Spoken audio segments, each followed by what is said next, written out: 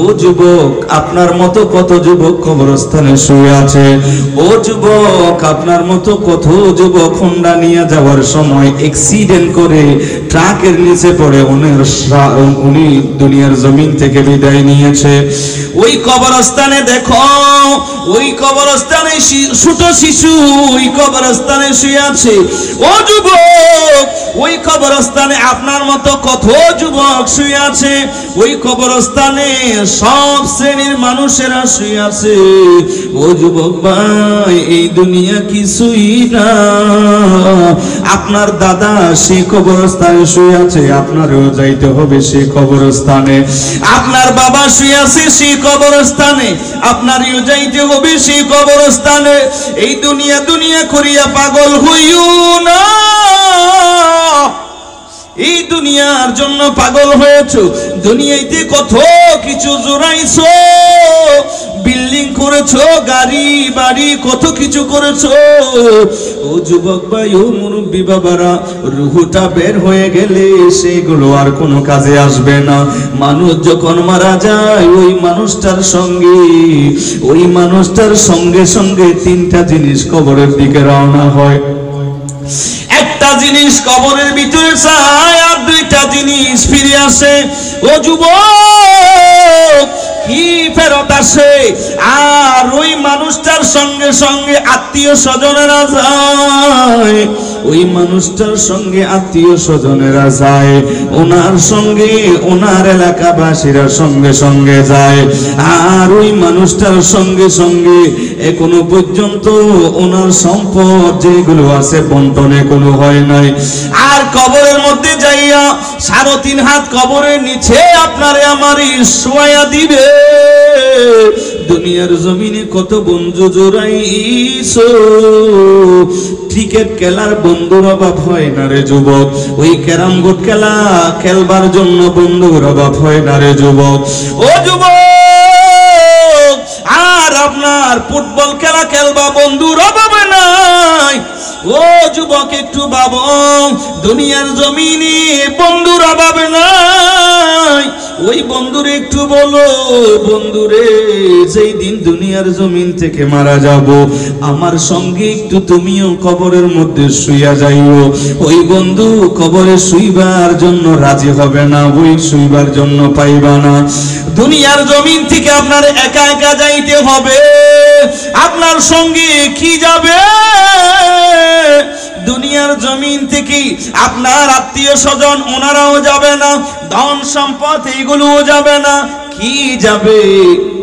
মদিনাওয়ালা কামলিওয়ালা নবী বলেন, ওই মানুষটার সঙ্গে যে জিনিসটা যাবে সেটার নাম হলো ঈমান এবং আমল।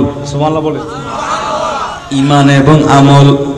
ঈমান এবং আমল করেছেন সেইগুলো যাবে। নামাজ আদায় করেছেন সেইগুলো যাবে। হজ করেছেন, যাকাত দিয়েছেন, দান করেছেন, মানুষদেরকে খাওয়াইছেন, সেইগুলো আপনার সঙ্গে কবরে যাবে। এত সুন্দরভাবে মাহফিলে এসে বসেছে, এই আমলটা আপনার সঙ্গে কবরে যাবে। ও এলাকার ও মুরব্বী বাবারা, ও যুবক, যদি চান এই মাহফিলে একটু এসে বসেছেন, এটার উসিলায় হয়তো কাল কিয়ামতের ময়দানে আপনারে আমারে আমার আল্লাহ ক্ষমা করে দিতে পারে কি পারে না? জোরে বলেন, পারে কি পারে না? ও বাবাজিরা রে, এই দুনিয়ার জন্য পাগল হইও না। কত টাকা পয়সার জন্য হুজুর মাহফিলে যাইতে পারি নাই, টাকার জন্য হুজুর নামাজ পড়তে পারি নাই, ব্যবসা বাণিজ্যের জন্য। এই ব্যবসা বাণিজ্য কবরে যাবি না। এই ব্যবসা বাণিজ্য টাকা পয়সার জন্য পাগল হইছো, এইগুলো কিন্তু কবরে যাবে না। আপনার কবরে যাবে আপনার নামাজ, আপনার কবরে যাবে আপনার নেক আমল। ওই নেক আমল এবং যে কাজগুলো কবরে যাবে সেইগুলো একটু জোগাড় করিয়া নাও।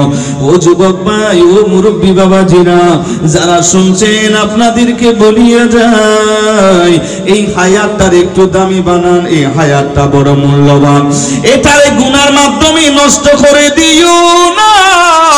এই জিন্দেগি জিন্দেগিটা, এই দামি হায়াতটা একটু আমলের মাধ্যমে এই হায়াতটার একটু দামি বানাইয়া নাও।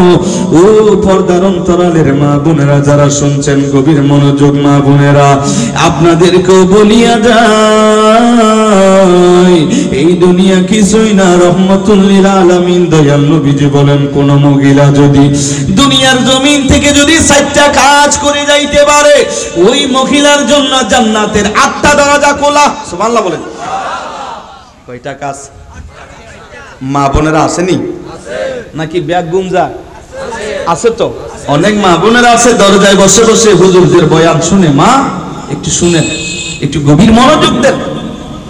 মা বোনেরা রে, আপনাদেরকে বলছি, আমার নবীজি বলেন, ইযা সাল্লাত খামসাহা, যেই মা যেই মহিলা 5 ওয়াক্ত নামাজ পড়বে, সুবহানাল্লাহ বলেন, যেই মহিলা 5 ওয়াক্ত নামাজ পড়বে, ও পর্দার অন্তরালের আম্মু,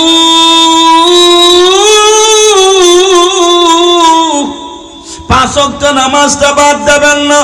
যত বড় কাজ থাকুক, আজান যখন হবে সুন্দরভাবে উযু কালাম করে নামাজটুকু আদায় করে দেবেন। কারণ কাজ আগে নাকি নামাজ আগে? নামাজ আগে, কাজ পরে। নামাজকে বলো না কাজ আছে, কাজকে বলো আমার নামাজ আছে। নামাজ বিহীন পরপারে কি জবাব দেবে তুমি প্রভুর কাছে? ঠিক না? ফজর কাটে ঘুমের ঘরে, জোহর কাজে কাজে, আসর কাটে খেলাই দুলাই, মাগরিব মাঝে মাঝে, এশার সময় হইলে থাকো মিশে দুনিয়ার পিছে। নামাজকে বলো না কাজ আছে, কাজকে বলো আমার নামাজ আছে। নামাজ বিহীন পরপারে কি জবাব দেবে তুমি প্রভুর কাছে? ঠিক না?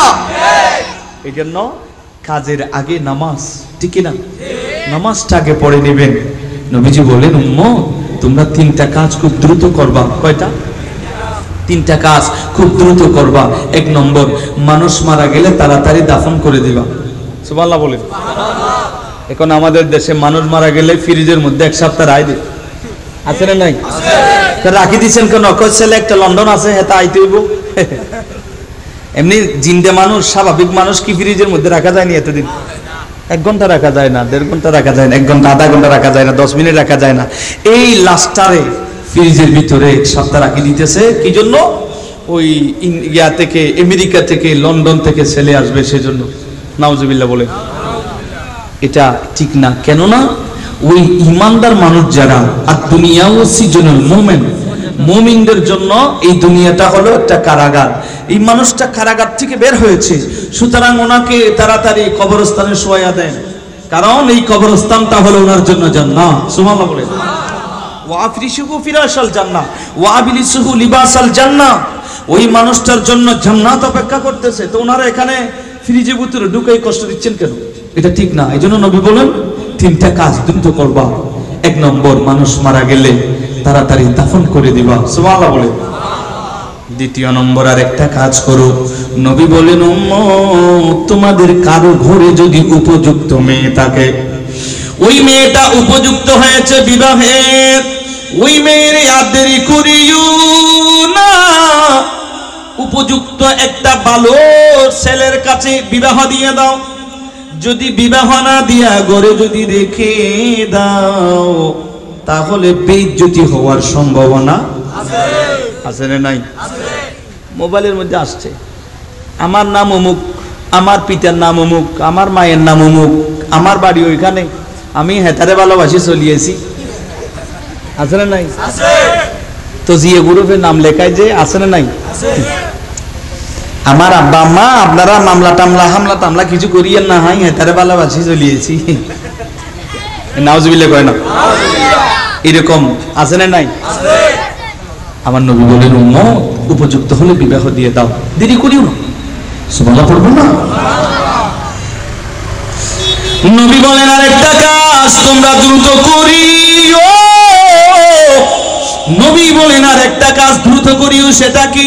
আমার নবী বলেন ওয়াক্ত হইছি, তাড়াতাড়ি নামাজটা আদায় করিয়া নাও, তাড়াতাড়ি নামাজটা পড়িয়া নাও, কারণ যদি কাজা হয়ে যায় সেই সময়ে কাজা অবস্থায় হয়তো আপনার ইন্তেকাল হইতে পারে। ও যুবক ভাই গো, ও মুরব্বী বাবাজিরা, এই মাহফিল থেকে করে যাইতে পারবেন সেটারও কোনো গ্যারান্টি আছে নাকি? জোরে বলেন আছে নাকি? সেজন্য